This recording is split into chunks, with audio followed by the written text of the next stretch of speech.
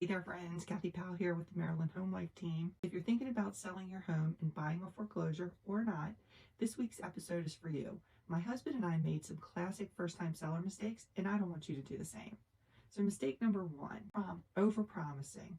We were never prepped on how to handle showings. We stayed home for each appointment, so when agents and buyers ask us questions, we volunteered answers as well as to do extra work, like removing wallpaper and painting the kitchen.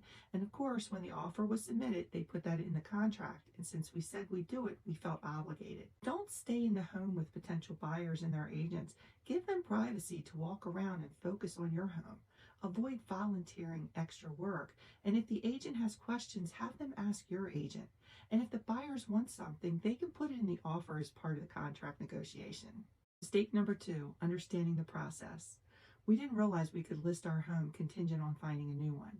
A home of choice contingency allows the seller to accept an offer, but gives them an allotted time to secure their next home. Without this, once we went under contract, we had to scramble to find a place to live. Had we negotiated this up front, we would have avoided a lot of stress and pressure.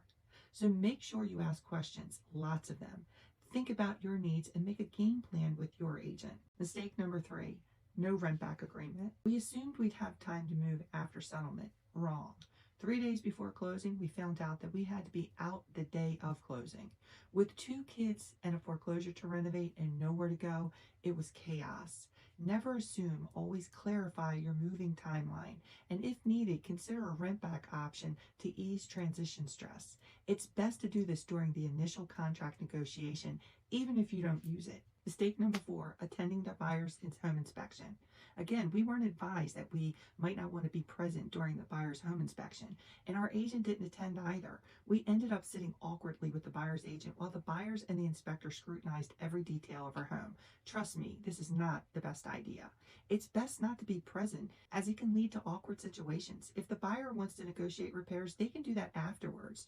So here's some key takeaways. Stay informed without micromanaging. Trust your agent and ask questions. Share your experience in the comments below and subscribe for more tips and upcoming episodes. Next up, I'll tell you the one thing you never want to do in a real estate transaction.